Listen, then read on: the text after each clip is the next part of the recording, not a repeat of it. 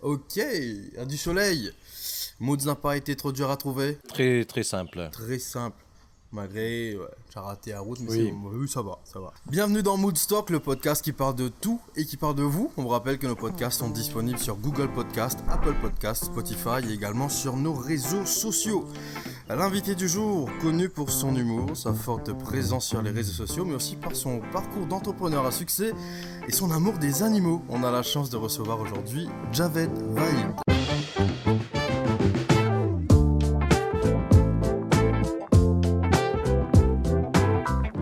Bonjour. Salut Yanish. Alors, qui es-tu? Que fais-tu? Tu aimes quoi? Alors, tu as dit que j'étais spécialiste d'humour, mais on va éviter l'humour parce qu'en ce moment, ça peut nous amener... À être suspendu. Voilà. Donc, je m'appelle Javed, j'ai 36 ans. Je suis impliqué dans les secteurs de l'événementiel, de la restauration et du digital à Maurice. Génial. Alors Javed, avant de poursuivre notre petite tradition chez Moodstock, c'est vrai qu'on fait un petit icebreaker au début. C'est une petite collection de choix, soit l'un soit l'autre, réponse rapide. On a 7 petites questions pour toi. On débute. Festival musical ou événement d'un soir? Festival musical. Riz frites poisson salé ou riz lentilles châtigny? Riz pour salé. Chien ou chat? Chien. Appel ou texto? Appel. Facebook ou Instagram? Facebook. Gâteau piment ou badja? Gâteau piment. Coachella ou Tomorrowland? Ah, Coachella.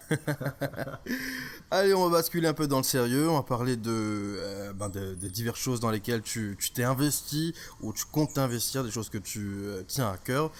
On a entre autres l'entrepreneuriat, la restauration, l'événementiel et la politique. On commence avec l'entrepreneuriat parce que tu es quand même un des entrepreneurs les plus connus de Maurice. Ouais, c'est gentil. Alors, dis-moi ce que tu veux savoir. Parle-nous un peu de tes débuts dans l'entrepreneuriat et aussi ce qui a été le facteur déclencheur. Alors, ma première expérience d'entreprise à Maurice, c'était en 2012 quand j'ai repris Les Enfants Terribles. Ça a débouché sur l'ouverture du Irish en 2015, qui a débouché sur l'événementiel en 2016 et ensuite sur les fast-food en 2018. Donc ça s'est enchaîné assez rapidement. Donc depuis 2012, ça fait donc 8 ans que j'exerce en tant qu'entrepreneur officiellement. En sachant que tu peux être entrepreneur dans l'attitude aussi, même en étant employé ou même avec des actions dans ton enfance, dans ton adolescence, etc. Et donc voilà, moi c'était comme ça que j'ai commencé. Et naturellement, tu as eu un passé. Tu as eu d'autres boulots. Tu as commencé avec d'autres boulots, j'imagine. Bien sûr. En fait, j'étais rentré à Maurice en 2008 et c'est mes parents qui m'avaient conseillé de travailler au moins 5 ans pour des grands groupes pour que j'acquière d'expérience. Donc, j'ai donc commencé à travailler pour le groupe KRMG. À l'époque, ils avaient ouvert Phoenix Les Halles, qui était un centre commercial. Je ne sais pas si vous avez connu, sûrement. Et j'étais en charge, c'était mon tout premier boulot, j'étais assistant marketing manager. J'étais en charge de l'événementiel, donc organiser un peu des manifestations qui allaient attirer du monde dans le centre. Voilà, j'ai absolument tout fait là-bas, des expos automobiles, des festivals, des fleurs, des salons du tourisme. Donc c'était un peu mes premiers pas. Ensuite, il y a eu une annonce dans les journaux pour le Sea Beach Club qui recrutait un event manager. Donc j'ai fait l'application, j'ai fait 3 interviews. Finalement, ils m'ont pris. Et pendant 2 ans, j'ai donc été j'étais promu manager du Sea Beach Club. Et donc j'ai honoré mes 5 ans. Et directement après, il y avait une occasion à prendre aux enfants terribles. Et c'est comme ça que j'ai commencé dans l'entrepreneuriat. C'est une leçon, ça. Et comment parler d'entrepreneuriat en 2020? Il faut bien évoquer la période qu'on a connue il n'y a pas longtemps, de mars à juin, juillet. Il y a eu le confinement, la Covid. Effectivement, mais à la base, être entrepreneur, c'est de voir le monde comme un grand terrain de jeu, en tout cas pour moi. Et du coup, avec la Covid, les règles ont changé. Et donc, il faut savoir comment s'amuser dans les nouvelles conditions, même si c'est compliqué de percevoir de l'amusement dans la conjoncture actuelle. Donc pour moi, c'est une occasion de sortir de la zone de confort, d'aller explorer des nouvelles avenues. C'est une occasion d'investir dans la technologie, dans l'intelligence artificielle, dans la data. C'est ce qu'on a fait avec notre branche digitale durant le confinement. Donc on a créé très rapidement un service de livraison. Ça nous a permis d'avoir des revenus supplémentaires. Pas de couvrir l'activité, bien sûr, parce qu'on a quand même pas mal de restos, mais au moins de générer des revenus au lieu de zéro. Voilà. Donc ce sont c'est une activité, donc sortir de la zone de confort. Deuxièmement, il faut savoir se réinventer, et ça c'est un mot qui a été repris maintes fois pendant le confinement. Mais quand j'ai parlé à plusieurs entrepreneurs, j'ai réalisé que le mot réinvention, c'était juste peut-être un effet de mode de quelques mois, mais que finalement... C'était s'adapter aussi. Peu s'adapte et peu accepte le changement. Et surtout, beaucoup ont sous-estimé le worst case scénario. Et beaucoup ne s'attendaient pas à ce que les frontières restent fermées aussi longtemps. Tandis que moi, j'avais déjà pris le worst case dans la configuration. Et il ne faut pas être dans le déni. C'est très dangereux d'être dans le déni. Et il faut embrasser le changement. Donc ça, c'est la deuxième chose. Pour se réinventer, on peut aussi parler de la réinvention, par exemple, du pays. Parce que quand le tourisme avait besoin de se réinventer, tout le monde le sait, on avait besoin d'attirer les milléniaux. Le tourisme mondial a changé. On n'est plus dans la formule des années 90, gentillesse de la population, plage et tu rentres chez toi. C'est complètement fini. La concurrence est rude. Et maintenant, quand les milléniaux surtout vont dans des pays, il faut que la destination soit complète. C'est-à-dire que tu viens, tu veux retrouver de la nature, de la gastronomie, de la sécurité, de la fête. Et c'est une offre où Maurice est très faible en ce moment. On n'est pas au potentiel optimum du pays. Et voilà, c'est ce qu'on devrait réfléchir sur la réinvention aussi de notre île et du tourisme qui est le secteur qui souffre le plus en ce moment. Et dernièrement, donc tu parlais d'entrepreneuriat en 2020, c'est aussi de focus sur le marché local parce que les sources de revenus se trouvent à l'intérieur du pays. On n'a pas accueilli de touristes depuis mi-mars, fin mars, et même si les frontières réouvrent, le World Tourism Office a prévu que le cycle normal ne reprendra que fin 2021. Ça fera 1 an et demi, soit sans touristes, soit avec très peu de touristes. Et par exemple, j'ai l'habitude de voyager plusieurs fois par an, et maintenant, ça ne me donne même pas envie. Pour moi, le prochain voyage, c'est dans 1 an minimum. Pourquoi ? Parce que ce n'est pas un plaisir. Avec toutes les contraintes qu'on a en ce moment, à l'aller ou au retour, voyager n'est plus un plaisir. Donc, si je dois voyager, ce sera éventuellement pour aller voir ma belle famille en France, ou en attendant que la situation se tasse, si elle se tasse. Donc, le tourisme, de toute façon, a pris un coup dans le moyen court terme. On ne peut rien faire à propos de ça. Maintenant, il faudrait organiser par exemple des salons du tourisme local à Maurice pour que les gens redécouvrent le pays, retombent amoureux de l'île. Toi, je ne sais pas, ça fait combien de temps que tu n'as pas visité un musée à Maurice ? 10 ans. Facile. Moi, encore plus longtemps, tu vois. Et aujourd'hui, pourquoi on ne profite pas du temps qu'on a sans les touristes pour remettre notre pays à jour ? Pour refaire le jardin de Pamplemousse, pour nettoyer les plages, tu sais, pour redonner envie à faire des randonnées. Oui, remettre à jour les bâtiments historiques, etc., revoir notre offre. Et parce que quand le tourisme va reprendre, il ne faut pas oublier qu'on ne recommence pas avec un solde zéro, on recommence avec un solde négatif à cause du Wakashio. C'est les images du Wakashio ont fait le tour du monde. Et tout le monde croit que c'est l'île en entier qui est affectée. alors que c'est, je crois, 94% de l'île. Mais bon, les images ont fait le tour du monde, c'est ce que c'est. On a des mesures assez restrictives, on a le Wakasho, etc.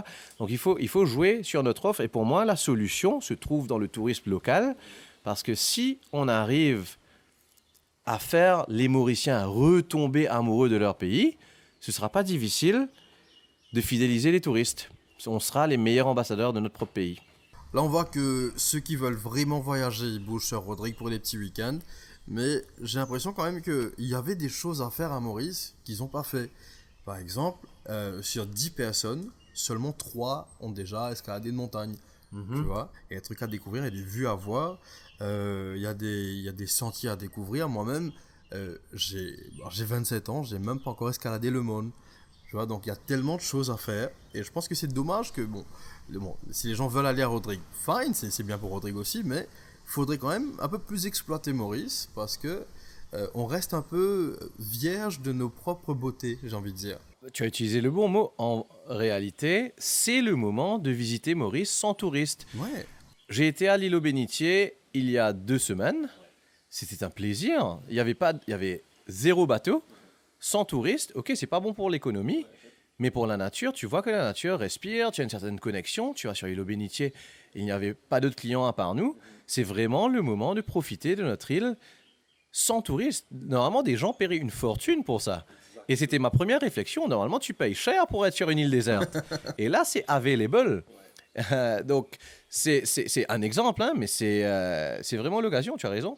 Avant d'aller de l'avant, moi je veux faire un petit throwback au confinement parce que tu as parlé de réinventer, de réadapter et tu t'es toi-même retrouvé livreur.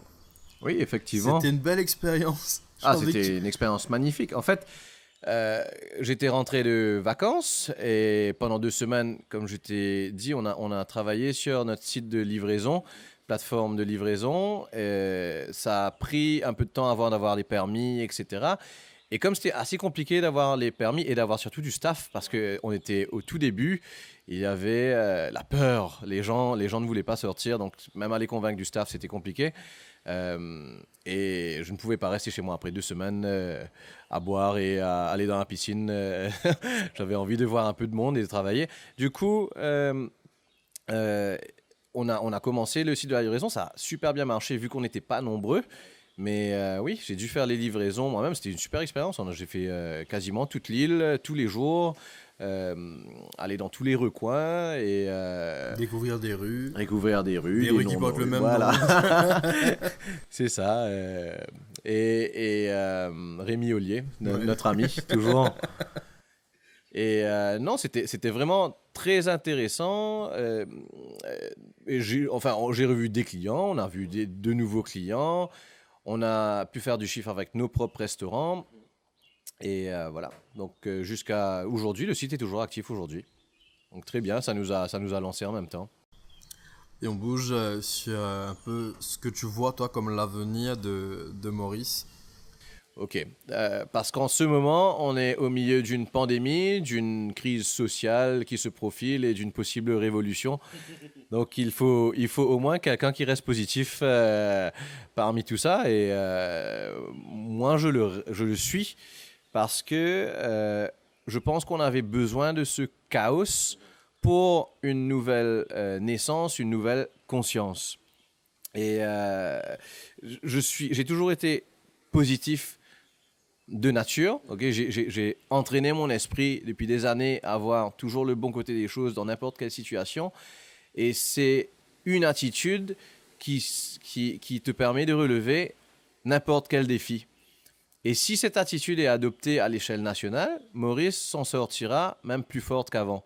Donc oui, je fais partie peut-être des peu de gens qui restent très positifs malgré la situation. En tout cas, on a pas mal de choses à aborder. On bouge de l'entrepreneuriat à la restauration. Parce que j'ai passé un peu du monde de la nightlife, de la fête, au restaurant et aux chaînes de restaurants. Mm-hmm. Est-ce que toi, déjà, tu t'attendais à ça 5 ans auparavant de faire partie de ce monde de la restauration? Ah, pas du tout. Au contraire, s'il y avait un métier où j'avais dit que j'allais jamais exercer, c'était celui de la restauration. En fait, j'étais pendant mes années étudiantes, j'étais serveur à Toulouse.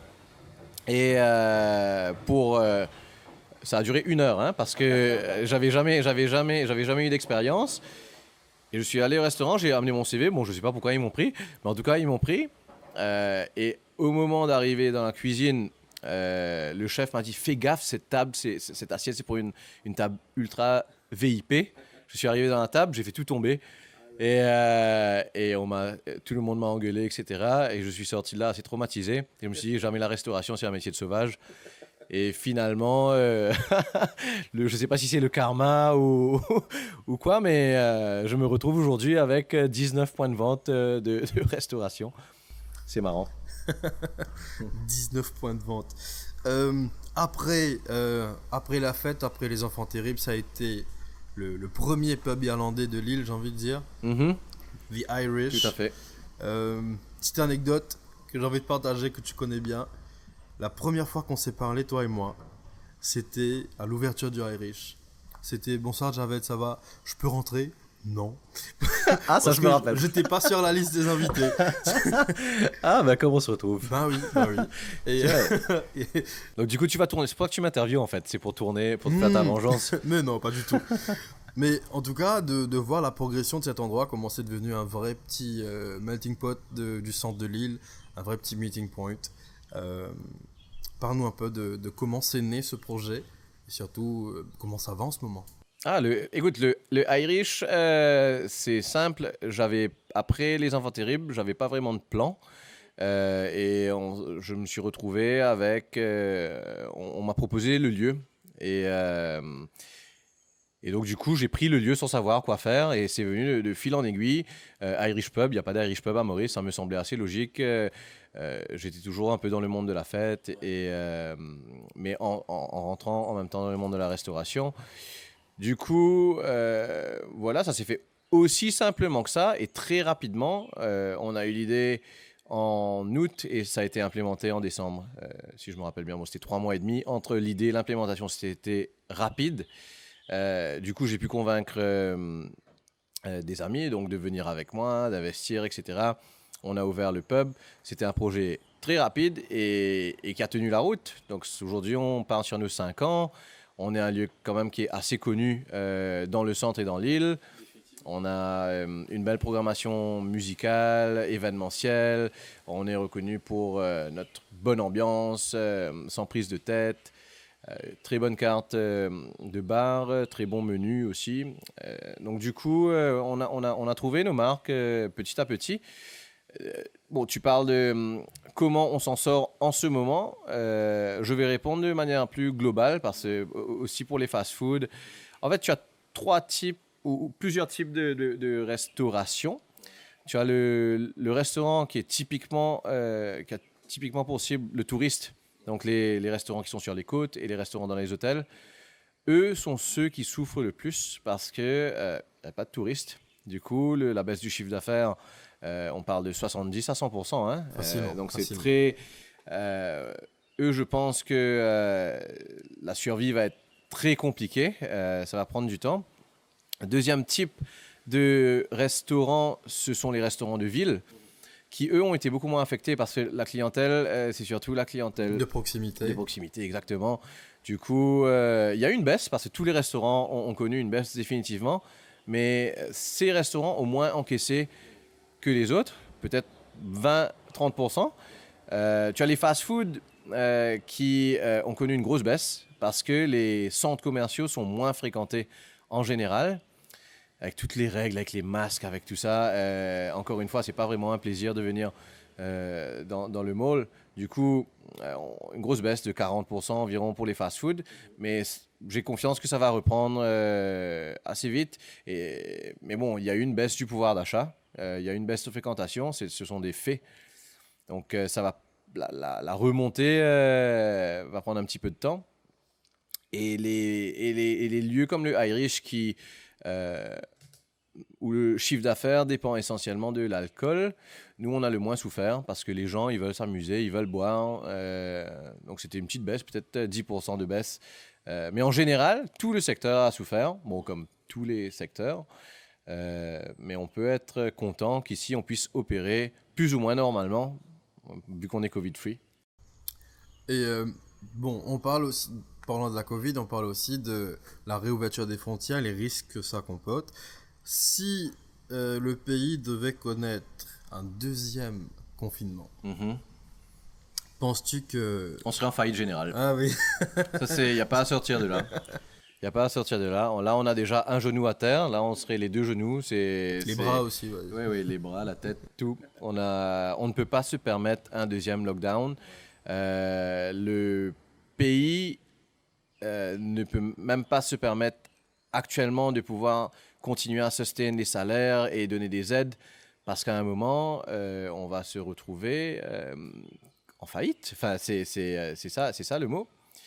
Donc non, définitivement, je pense que tu me poses la question par rapport à l'ouverture des frontières, que si les touristes rentrent, on risque d'avoir un deuxième lockdown. Donc la stratégie de garder les frontières fermées, c'est une stratégie court terme, définitivement. Personnellement, je pensais qu'on allait de toute façon pas ouvrir les frontières cette année. C'est ce qui est en train de se passer. Peut-être que beaucoup d'autres pensaient qu'on allait ouvrir. J'entendais juillet, j'entendais septembre, mais pour moi, c'était inconcevable parce que notre force en ce moment, c'est d'être Covid-free. On ne réalise pas parce qu'on n'est pas à l'étranger, mais ailleurs, ils se promènent tous les jours avec un masque. C'est horrible comme sensation d'avoir peur tout le temps. Avec le Covid dans les médias, si on peut juste extrapoler au début du Covid ici, de façon permanente, mais on va plus vivre. Donc, la logique tient. Je comprends que les opérateurs du secteur touristique, qui sont quand même nombreux et qui représentent 20 ou 25% du PIB, soient inquiets. Mais je comprends aussi que les 75 autres pourcents sont en train de fonctionner malgré que les frontières sont fermées. Donc, c'est une décision très difficile à prendre. Et qui, je pense, d'ici le début de l'année prochaine, on sera obligé de réouvrir les frontières de toute façon. Et Être prudent et apprendre à vivre avec. Oui, c'est bien sûr. Et en plus, l'intensité du virus diminue, beaucoup moins de mortalité, beaucoup moins violent. Donc oui, ça va devenir comme n'importe quelle maladie de toute façon. J'en citais un type de restaurant qui sont les restaurants un peu pour touristes, sur les côtes notamment. Et ces restaurants qui souffrent avec des pertes de revenus de plus de 70% dans la plupart des cas.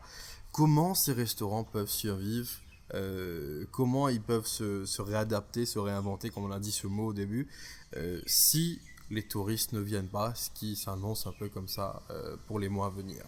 Ok, en gros, on a parlé de réinvention du tourisme.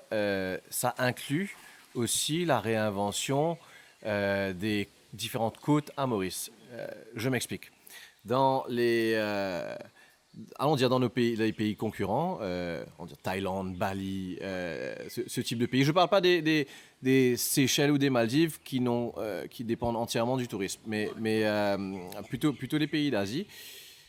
Il y a une vraie volonté des autorités de pousser la nightlife. Okay? C'est une économie qui dort, on n'est pas en train du tout l'optimiser, pour pousser les gens à sortir le week-end, à consommer dans les restaurants, à aller dans des beach clubs, etc. D'ailleurs, on n'a même pas de beach club.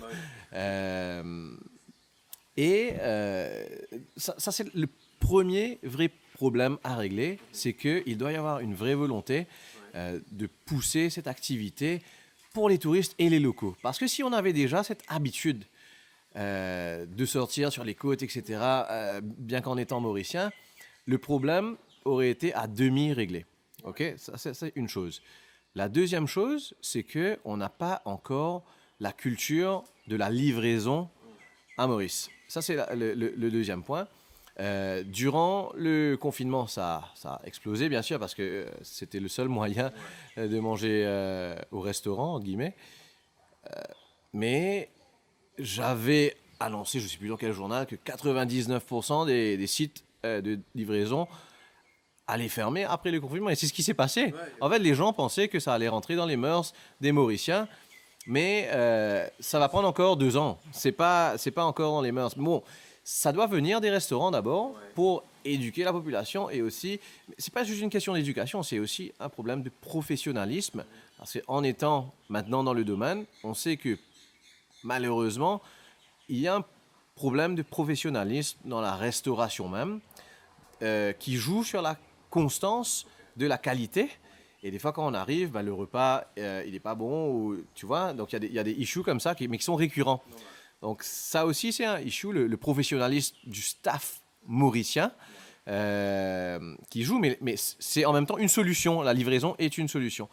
Et troisièmement, je dirais que si c'est pas tout le monde qui peut le faire, mais si certains restaurants peuvent faire de l'événementiel, ça te donne plus envie, ça te donne une raison en plus d'aller. Je sais que certains le font en ce moment, surtout à Grand Bay, où tu peux aller, tu manges, tu danses, tu fais du karaoké. C'est une petite valeur ajoutée. C'est une valeur ajoutée. Donc voilà, mais encore une fois, le vrai issue vient de en haut. Est-ce qu'on a envie vraiment, est-ce qu'on pousse l'activité de la restauration et de la nightlife à Maurice? Non, il n'y a rien qui pousse. Tandis que dans ça ne fait qu'exister en ce moment. À Bali, tu arrives, tu vas à l'aéroport, tu as 10 000 pamphlets qui te disent où sortir le soir. Les rues sont remplies jusqu'à 3 heures du matin. Mais cette économie entre 10 heures du soir et 4 heures du matin, c'est une grosse économie parallèle qui n'est pas exploitée à Maurice. Donc ça, c'est vraiment quelque chose qu'il faudrait explorer quand on réouvre les frontières. Donc ça, c'est mon point pour les restaurants qui sont sur les côtes essentiellement. C'est un bon plan, moi je trouve, parce que, comme tu l'as dit, c'est une économie qui dort, qui n'est pas exploitée. Aujourd'hui, tu habites le centre et tu as un creux au milieu de la nuit, tu as un creux à 2 heures du matin. Il y a 2 endroits ouverts et c'est à peu de 10 km de toi, tu vois. C'est un truc qui n'est pas assez exploité. On bouge de la restauration à quelque chose qui... je sens que ça va être bien de parler ça avec toi, c'est l'événementiel. Parce que, on va parler de Pure naturellement, qui a un peu révolutionné la scène des événements à Maurice. Et comment tu es arrivé cette année à venir en aide, j'ai envie de dire, au pays, en faisant de sorte que les hôtels soient occupés tout le week-end. Les chambres ont été bookées en 3 jours, tu vas nous parler de tout ça dans un moment. Mais là, on commence vraiment avec ton entrée, l'entrée de Pure sur la scène mauricienne. Comment ça a commencé et comment c'est devenu un vrai rendez-vous pour les amoureux des événements, des festivals à Maurice? Non, c'est ça. Bon, pour reprendre chronologiquement, il faut savoir que j'adore réunir les gens et j'adore les rendre heureux et si possible avec de la musique et avec de l'alcool. Ça c'est ce que j'aime faire et j'ai toujours aimé faire ça. Et c'est une bonne recette. En fait, depuis que je suis au lycée, j'organisais des événements à la maison qui étaient toujours gratuits, qui étaient toujours sans arrière-pensée de faire du business. C'est juste le plaisir de recevoir des gens et de faire un bring and share avec de la musique, etc. Donc c'était mon premier pas dedans. Ensuite, avec la boîte de nuit, quand on a fermé la boîte de nuit, la marque Pure qui gérait la boîte de nuit était dormant. Et en même temps, le Sofitel Impérial m'a contacté car il cherchait un partenaire pour dynamiser un peu l'hôtel, pour amener de la clientèle locale. Et nous, c'est notre créneau. Du coup, on a repositionné le brand Pure comme brand événementiel au Sofitel avec une résidence pendant 1 an. On a fait 5 événements là-bas. Ça a pris tout de suite parce que la combinaison de tous les facteurs était géniale. Tu avais un lieu magnifique qui était accessible à Fic en Flac avec un grand brand comme Sofitel, avec notre network à nous. Et surtout, c'était les premiers événements de plage dans les hôtels récurrents avec de la musique électronique. Donc automatiquement, ça a fait un carton. En plus, en parallèle, le Irish venait d'être lancé qui marchait super bien aussi. Le momentum était à son pic. Donc on avait les événements au Irish et à Pure qui fonctionnaient parallèlement avec 2 clientèles différentes. Et voilà, donc depuis, on parle de 2016. Donc ça fait 4 ans que j'ai repositionné Pure comme marque événementielle à Maurice dans des lieux insolites ou dans des hôtels 5 étoiles. Et donc ça nous a aidé aujourd'hui en pleine période où on est actuellement à donner un coup de main aux hôtels. Mais avant d'aller plus de l'avant sur la collaboration avec les hôtels, Je vais reprendre une de tes phrases que tu as dit récemment, c'est que l'événementiel ne semble pas affecter à Maurice. Et selon toi? C'est une vraie fausse impression. Dans le sens que, dans le court terme, depuis la fin du lockdown, les gens ont une envie incroyable de sortir, même plus que pré-lockdown. Ils avaient de l'argent qu'ils ont économisé pendant la période et ils ont juste envie de profiter de la liberté quand tu as été enfermé chez toi C'est là qu'on 3 mois, réalise. et que tu vois qu'ailleurs ils ne peuvent pas faire la fête. Automatiquement, ça crée un certain happiness et les gens ont envie de s'amuser. Du coup, la plupart des événements aujourd'hui, du fait que ils marchent à plein régime, il faut juste avoir les bons critères, c'est-à-dire les artistes qu'il faut dans les lieux qu'il faut, au bon prix, avec un bon concept, et normalement, tu devrais remplir sans trop de problèmes. Maintenant, comme je t'ai dit, on ne peut opérer qu'avec les artistes locaux. Du coup, on va bientôt vite faire le tour, et les concurrents, ils vont se retrouver coincés parce que à un moment, tout le monde aurait été voir les mêmes artistes, etc. Et c'est pourquoi nous, on se démarque dans le sens qu'on crée des concepts originaux et toujours dans des lieux différents, dans des lieux uniques où jamais il y a eu des événements. Et ça a été notre concept depuis 4 ans. Et comme on a l'habitude de travailler avec les hôtels, on a eu les entrées assez facilement. Et je pense que les Mauriciens apprécient ça, le fait qu'on a pu combiner l'hôtellerie, l'événementiel, etc. Et parce que avec les conditions actuelles de la quarantaine, on ne peut pas s'attendre à ce que les artistes internationaux viennent. Le fait qu'ils restent coincés 15 jours dans une chambre, donc on doit rouler un moment avec les artistes locaux, et ce qui est très bien. Comme ça, moi par exemple, j'ai travaillé avec plein d'artistes avec qui on n'avait jamais travaillé auparavant. Ça me permet aussi d'élargir notre style musical, d'accueillir d'autres genres. De découvrir les talents. Et aussi une nouvelle clientèle, parce qu'aujourd'hui, avec nos événements, on accueille une clientèle qu'on n'avait pas forcément avant, un peu plus âgée, un peu plus familiale. Et c'est super, le mix est super. Et justement, on avait parlé du constat local et international. Je pense que c'est fait. Hein. Et on parle maintenant de ta façon à toi de venir en aide au tourisme à travers l'événementiel, qui a été quand même un des trucs qui a un peu marqué ces derniers quelques mois avec le fait de remplir le Luxe Grand Gob en 3 jours, si je ne me trompe pas. C'est en 3 jours. Tu t'attendais toi déjà à cet engouement-là dès l'annonce? Non, pas du tout. En fait, comment ça a commencé? C'était en plein lockdown. Moi, j'étais en train de travailler sur un projet où je me disais que l'événementiel c'était mort. Alors, quitte à ce que ce soit mort, c'est pas grave, je vais quand même continuer dedans, mais avec un concept qui serait pour 200 personnes, disons, mais avec un concept de table, 10 tables, etc. Enfin, j'avais travaillé sur quelque chose. J'ai proposé le projet à la MTPA avec le slogan Mauritius Unwavering qu'ils avaient créé. Finalement, quand on a ease toutes les restrictions et que finalement il n'y en avait aucune, j'ai gardé le projet. On a fait un partenariat avec Phoenix Bev, qui est mon partenaire principal, et j'ai envoyé le projet aux différents groupes hôteliers. Sachant que les différents groupes n'avaient pas de visibilité sur la réouverture et qu'ils ne voulaient pas prendre trop de risques, ils ont été assez lents et ils étaient assez indécisifs. Sauf Lux. Lux, ils ont été réactifs et ils ont accepté le projet. C'était quand même, je dirais pas risqué, mais voilà, il faut avoir un esprit quand même assez avant-gardiste. Et ça a marché, effectivement, ça a pris, les gens voulaient aller à l'hôtel et pas aller juste à l'hôtel ils sont restés enfermés pendant 3 mois dans leur chambre. Je pense pas qu'ils voulaient aller juste à l'hôtel et rester enfermés aussi. Ils voulaient qu'il y ait quelque chose, un add-on avec ça.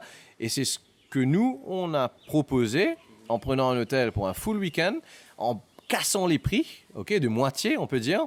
Donc, le value for money, c'est le meilleur value for money de toutes les offres hôtelières qu'il y a à Maurice.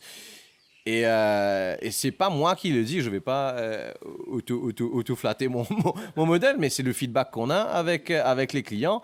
Le feedback est incroyable. C'est même mieux que les Pure qu'on faisait avant, et pourtant avec un line-up 100% local. Donc ça a super pris. Et il faut, pour juste passer sur les événements internationaux, tout est cancel dans le monde. Tout est cancel. Les artistes ne tournent pas, les salles sont fermées, les festivals sont cancel. Parce qu'on n'est pas là-bas, on ne réalise pas. Mais c'est incroyable. Moi, je l'ai vécu parce que en mars, j'étais à l'autre bout du monde, dans les Caraïbes, et on a annoncé la fermeture des frontières dans 3 jours. Donc, j'ai dû prendre 3 avions pour rentrer. Et on l'a vécu. On a vécu de Saint-Martin pour aller à New York, pour revenir, etc. Et aujourd'hui, ils n'ont toujours pas repris. Donc nous, on est vraiment les seuls à faire ce type d'événement et ce n'est pas du marketing. Donc c'est vraiment une chance qu'on a. Et jamais je me serais dit à cette époque qu'on aurait été le seul pays à pouvoir faire des événements jusqu'à ce jour. On a beaucoup, beaucoup de chance. Parce que imagine dans cet état actuel du monde, si on avait la Covid, tout le monde était triste et on pouvait même pas faire d'événements, se changer les idées. Mais t'imagines l'atmosphère en ce moment, plus tout ce qui se passe avec les manifestations, patati patata. Au moins, on amène un peu de good vibes.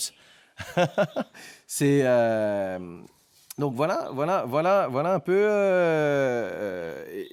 ce qui se passe dans le monde et nous comment on a repensé aussi les événements dans les hôtels pour donner un coup de main. Bon.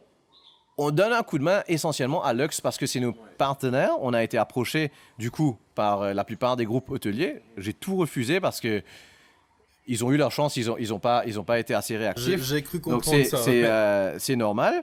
Et maintenant, on n'entend que Lux partout dans l'île, même pas juste à travers nous, mais à travers les autres organisateurs. Là, ce week-end, il y a eu un événement Bollywood au Luxe Grand Gobe, c'était plein. Il y aura un événement à Halloween à Tamassa qui appartient aussi au groupe Lux. On n'entend que Lux, et c'est Lux qui fait le plus de revenus sur l'île aujourd'hui avec le marché local. Tout ça parce qu'ils ont été ouverts d'esprit et avant-gardistes. Donc c'est super, moi je suis content pour eux. Et c'est un sentiment qui s'est vu aussi avec le staff, parce que moi je me souviens quelques temps de cela au Luxe Grand Gobe, le staff qui était assez reconnaissant de revoir du monde un peu dans l'hôtel. Exact, en fait on a fait l'ouverture de Luxe Grand Gobe et on fera l'ouverture de Luxe Bellemare en étant à 100% d'occupation. Plus beaucoup d'outsiders. Donc du coup, ça leur fait doublement plaisir parce qu'ils reprennent le travail, mais ils reprennent le travail avec les hôtels pleins. Et le staff est content, l'hôtel fait du revenu, ça buzz sur toute l'île et même au-delà parce qu'on promouvoit le concept sur les sites de la MTPA, sur les différents sites touristiques de l'île. Donc ça crée une super aura de positivité et je pense que pas seulement le tourisme, mais le pays en a besoin en ce moment. Non, c'est vrai. Parce que j'ai vécu un peu cette désolation, si tu veux, du secteur hôtelier. Il y a quelques temps, on est allé avec les collègues faire un tour en catamaran, c'était sur la côte nord-ouest, et on devait, pour aller là à la jetée, mais passer devant deux hôtels très connus, dont je ne vais pas citer le nom, mais on a vu le gazon en friche, la piscine sale, les kiosques vides, l'hôtel vide, sans âme, sans vie, et tu te dis mais quelle désolation pour... Un hôtel ouvert est toujours mieux qu'un hôtel fermé, hein. Et voilà. C'est et ça faisait mal au cœur oui. de voir ça, et toi avoir eu un peu l'idée, la solution de... Je suis content que tous les organisateurs d'événements fassent la même chose parce que c'est comme ça qu'on dynamisera sur le court terme et de toute façon par ricochet. L'hôtel, par exemple, après notre événement de Luxe Grand Gobe, l'hôtel était aussi rempli le week-end d'après tellement ça a buzzé. Et donc par ricochet, bon ça les fait pas devenir rentables, bien sûr, c'est pas nous qui allons les faire devenir rentables, je n'aurai pas cette prétention, mais au moins ils perdent moins et ils font du revenu. Voilà, c'est ça un peu l'idée. On passe de l'événementiel à quelque chose qui te tient également à cœur parce que c'est pas tout récent, mais tu as évoqué le vœu de faire de la politique un jour. Javed veut faire de la politique, pourquoi et comment? Effectivement, ça fait quelques temps que je parle de mon entrée en politique. J'ai toujours cité la date de 2024 pour mon entrée. Bien sûr, ça se fera un petit peu avant si j'ai envie d'être élu. Mais oui, c'est quelque chose qui me tient à cœur et j'ai l'habitude d'agir méthodiquement, de façon organisée, pour ne pas faire les mêmes erreurs que les autres. Et je m'explique pour ça. L'île Maurice a besoin de renouveau. C'est même pas envie, c'est que ça a besoin de renouveau et on a besoin de jeunes. Et la population veut des jeunes. Même dans l'ancienne élection qu'il y a eu, la plupart qui ont été élus, c'est des nouveaux. Hein. On veut des nouvelles têtes. Et du coup, ces dernières années, on a vu plusieurs plateformes et plusieurs candidats émerger. Et mis à part une ou deux personnes qui sont un petit peu sorties du lot, la plupart d'entre eux, ils n'ont même pas passé la première étape de la crédibilité. OK ? Et malgré qu'ils aient des dizaines de milliers de vues sur les réseaux sociaux, et ça me fait rire le terme de militant des réseaux sociaux ou bien activiste des réseaux sociaux, ça me fait rire comme terme, parce qu'un activiste, ça doit être sur la rue. Et d'ailleurs, les urnes ont prouvé que ces gens-là n'avaient, mis à part des likes sur Facebook, ça ne se transcrit pas forcément en vote. En vote, voilà. Donc ça, c'est une erreur que je ne veux pas faire. D'ailleurs, aucun candidat indépendant et aucun candidat des nouveaux partis n'a été élu. Des nouveaux partis, je parle, hein, pas des nouveaux candidats uniquement. Donc, si j'entre en politique, je dois mettre toutes les chances de mon côté pour être élu du premier coup. Parce que moi, mon ISA, c'est pas d'avoir 10% de vote, de taper l'estomac et de me faire recruter par un parti traditionnel ou juste de dire que j'ai eu 10% de vote. Parce qu'après, qu'est-ce que tu fais ? Tu es comme un parti qui a à chaque fois 6% des votes pendant chaque élection. Tu as déjà perdu 15 ans de ta vie. C'est pas comme ça que je réagis. Moi, j'ai un esprit de gagnant. Si je fais quelque chose, c'est pour gagner. Donc ça, c'est efficient. Exactement. Donc, pour ça, je dois d'abord bâtir un personnage solide et crédible auquel les gens peuvent s'identifier et faire confiance. Et ça demande du temps. Ça demande du temps. C'est pas du jour au lendemain. Quand tu te maries avec ta femme, tu te maries pas après 3 jours. OK ? Sauf si c'est un mariage arrangé. Mais voilà. Maintenant, concernant les jeunes, donc la première partie, c'était pour les gens, les nouveaux partis, etc. Maintenant, les jeunes qui sont dans les partis traditionnels, ils ont soit déjà un patronyme, soit ils bénéficient de la base du soutien du parti traditionnel. Donc, je ne pèse pas mes mots, ils n'ont aucun mérite. Parce que je ne dis pas qu'ils n'ont aucune compétence, mais ils n'ont aucun mérite. Si toi, par exemple, tu rentres en politique un jour, ou un pied banane, sur un grand parti qui a ses chances, tu vas être élu, peu importe qui tu es, peu importe si tu as des compétences, ou si tu as un grand patronyme, parce que le système est comme ça. Et d'ailleurs, c'est pour ça qu'on a autant de pieds bananes dans le Parlement. C'est que beaucoup de gens ne votent pas pour les candidats, mais pour les partis. Ils votent, oui, exactement. Ils votent bloc, sans réfléchir, et avec l'influence des agents. D'ailleurs, les agents, c'est quelque chose que j'ai jamais compris. Pour moi, c'est un manque de respect par rapport à ton intelligence. Pourquoi tu as besoin d'un agent qui va t'influencer et qui va te dire pour qui voter ? Tu n'es pas assez intelligent, toi. Donc ça, c'est des systèmes archaïques qu'il faut complètement faire sauter. Et j'étais au Parlement. Je disais qu'il y avait des pieds bananes, des gens sans compétences, sans aucune personnalité. Et je dirais même plus loin, c'est les gens les plus médiocres du pays. Tu prends tous les derniers de la classe, tu les as mis en politique, c'est eux. Maintenant, aujourd'hui, pour être politicien, tu as besoin juste d'avoir une grande gueule, pas de compétences, tu as une connexion et c'est bon.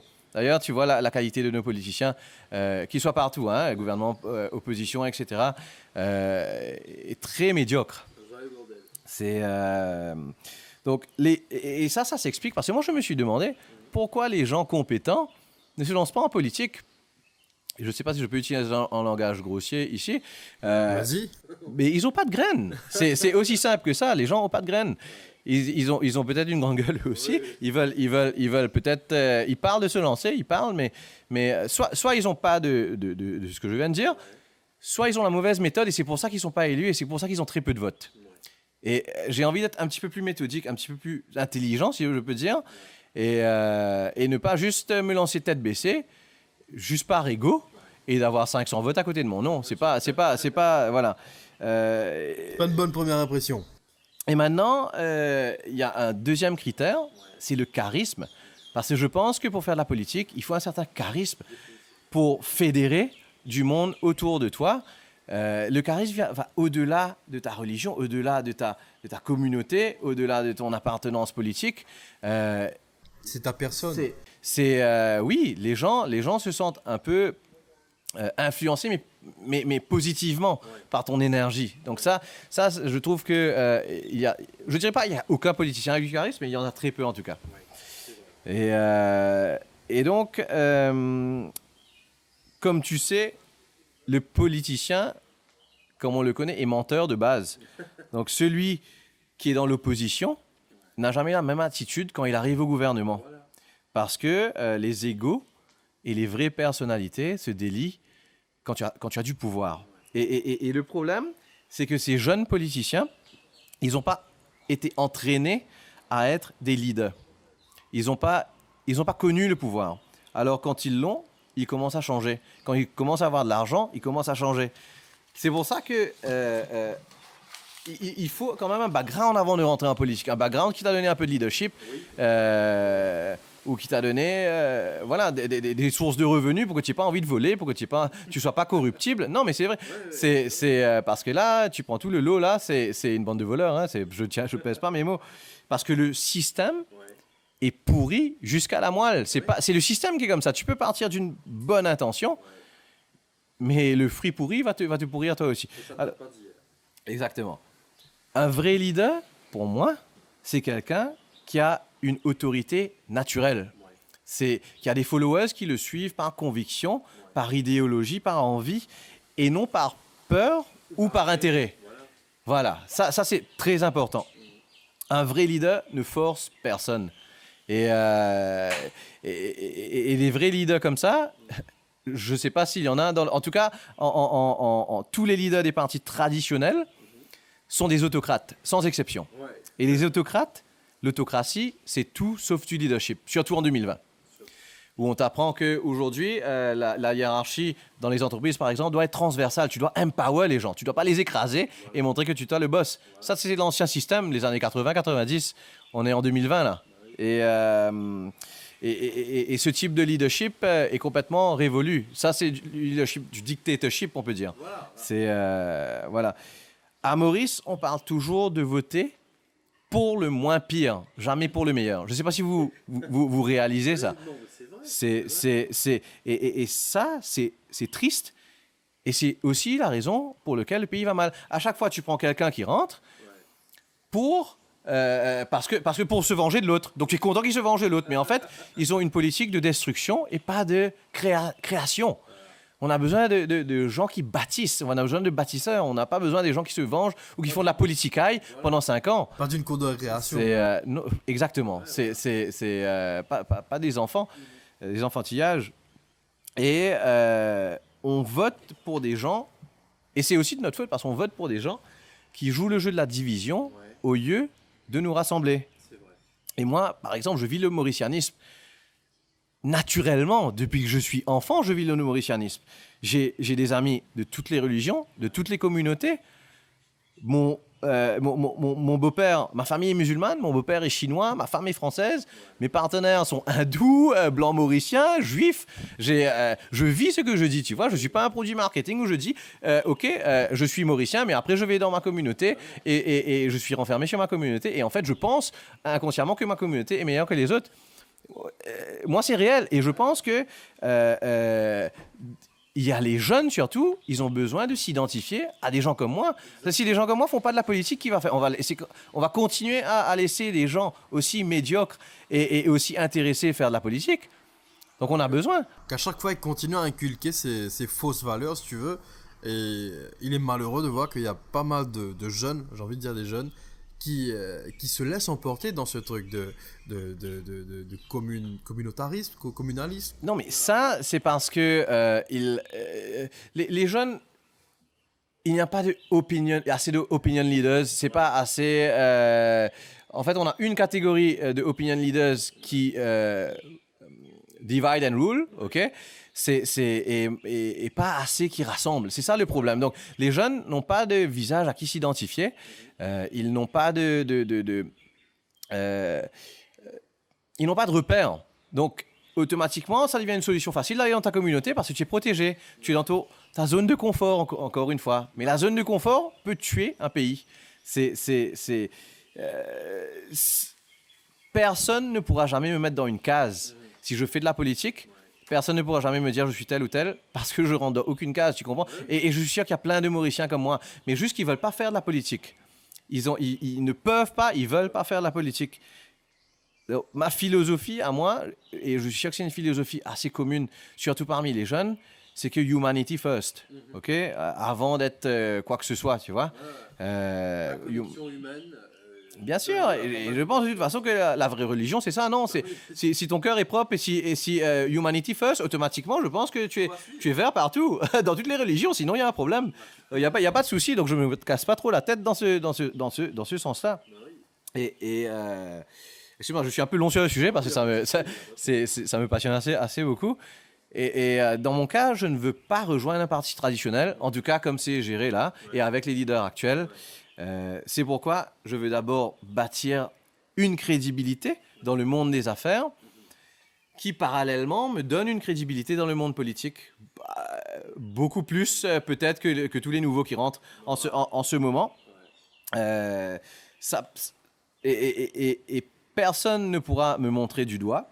J'ai eu aucune faveur pour montrer mon groupe. J'ai utilisé les cartes que j'avais, mais j'ai eu aucune faveur. Ok, on n'a pas. J'ai pas non plus un super grand groupe, mais je veux te dire ce qu'on a fait aujourd'hui, ce qu'on a battu, c'est à travers les valeurs, c'est à travers mon équipe. Et je pense que c'est ce que les Mauriciens veulent. Ils veulent de la méritocratie, ils veulent de la justice. Ok, c'est les gens veulent s'identifier un peu à ce profil-là. Pourquoi? Parce que si moi j'arrive, ça veut dire que toi, des centaines de milliers de Mauriciens après peuvent arriver aussi. Il n'y a pas de souci, c'est pas une chasse gardée. Il n'y a pas être parenté à quelqu'un ou avoir tel nom. Oh, oui, exactement. Exactement. Et l'entrepreneuriat, c'est un monde difficile. C'est un monde beaucoup plus difficile que la politique. Et je m'explique pourquoi. Parce que dans l'entrepreneuriat, tu as des règles. Ton entreprise, bon, si tu gères bien, ton entreprise est transparente. Tu as des comptes audités, etc. Tes sources de financement, tout est transparent. Et tu ne peux pas tricher, disons. OK?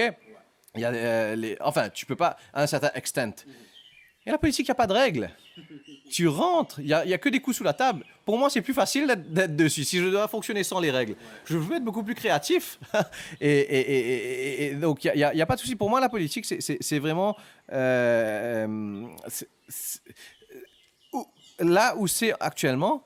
C'est tellement opaque que si tu arrives et que tu mets un peu plus de transparence et que tu mets un peu plus de justice dedans, ça va marcher.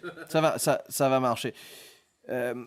Après, la différence aussi, c'est que en entreprise, on encourage l'équipe à travailler sur un projet commun. Ouais.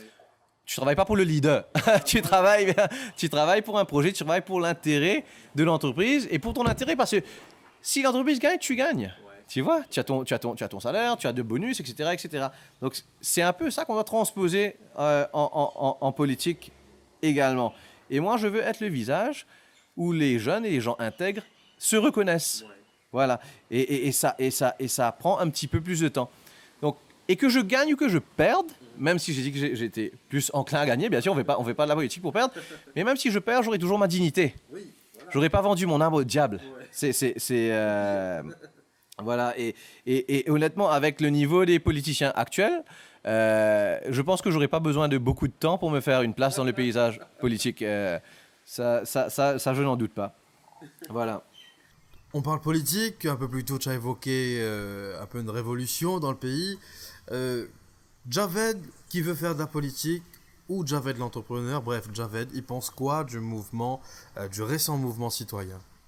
Alors, déjà, bon, on ne peut pas parler du mouvement sans parler de Bruno Lorette. Ouais. Donc, Bruno, c'est quelqu'un de genuine. Ouais. Je le connais à travers son entreprise de sécurité.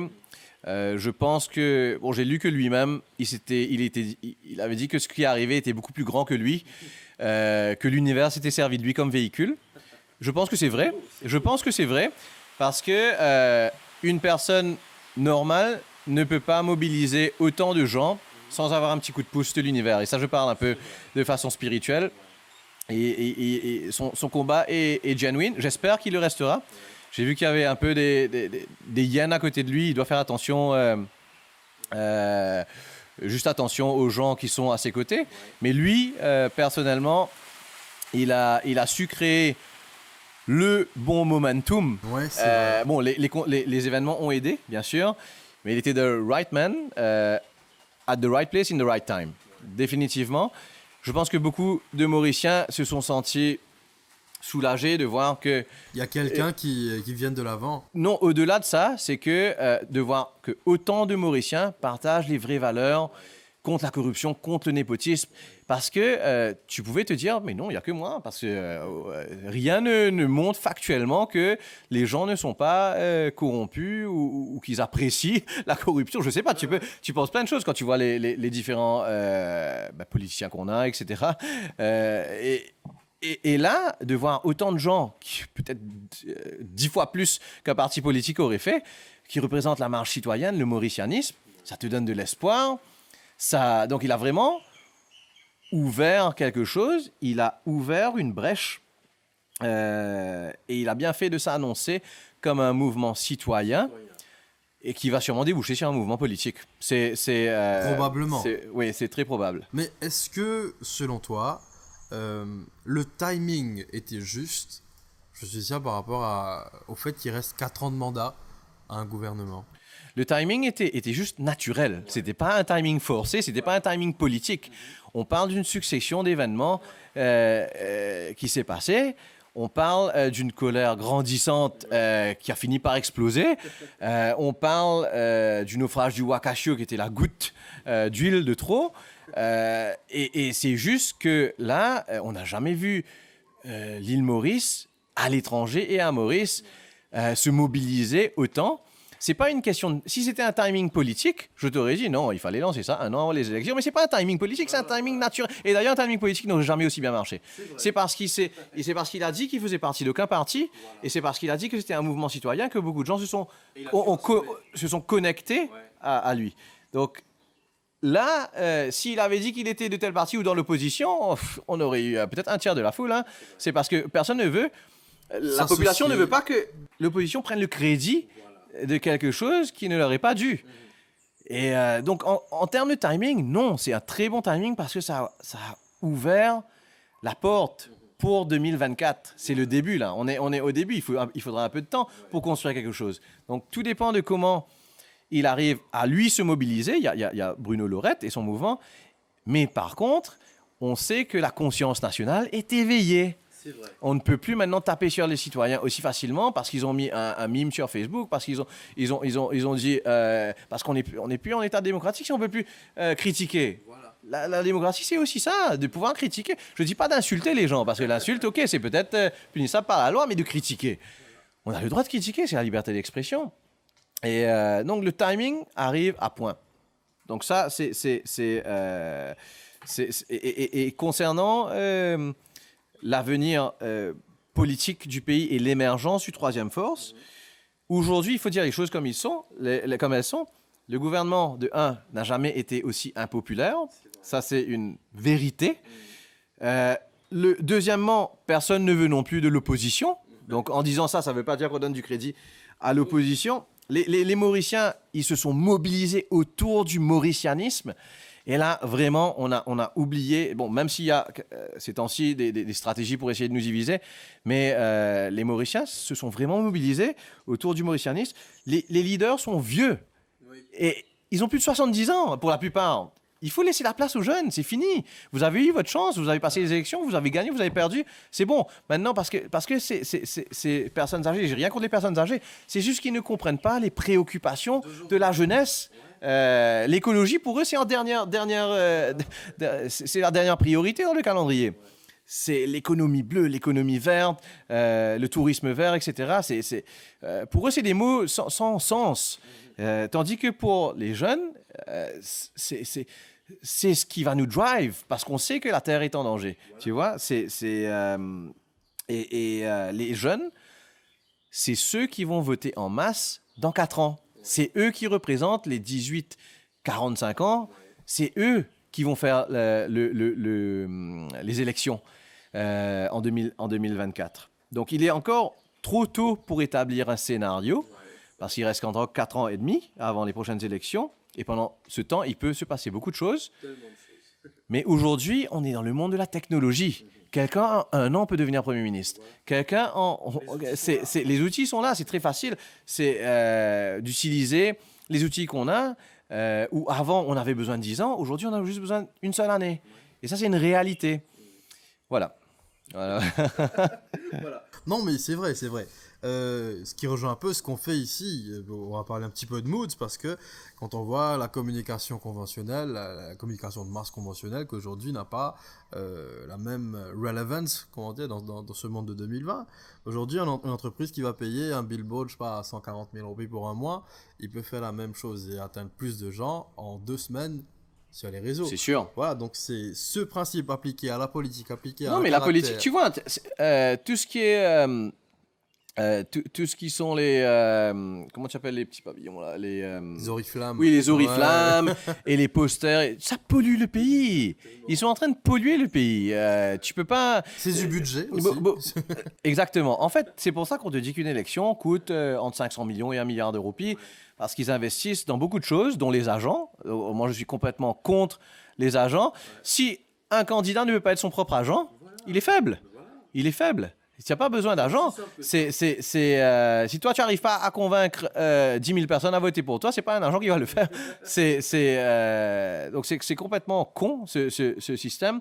Deuxièmement, il y a toutes les dépenses des oriflammes et des posters, etc., qui polluent le pays, où maintenant, tu as les réseaux sociaux. Donc, il devrait y avoir une loi pour maîtriser ça. Bon, il y a une loi de financement qui on sait très bien, du bullshit. Mais on doit contrôler ça pour donner la chance aux nouveaux partis d'émerger. À ce moment-là, on joue avec des cartes équivalentes. Après, la plus grosse partie des sous, c'est pour corrompre. Il faut dire la vérité. Les agents, c'est qui? C'est souvent des religieux qui, eux, vont parler à leurs disciples ou à leurs followers. Il faut bien écouter les religieux parce que les religieux, la religion et la politique n'ont rien à faire. Des fois, on a besoin de gens comme le cardinal Platt qui sont une autorité morale, oui, voilà. Ok, mais il n'interfère pas dans la politique. Mais quand on reçoit un mot d'ordre de certains pères, là c'est différent. Là le père il fait de la politique et après je sais pas, il va danser à Miami. Là on est dans l'hypocrisie la plus totale. Il faut savoir faire la différence et des gens comme Bruno qui est genuine, comme je l'ai dit, il faut plus de têtes qui sortent de la sphère politique.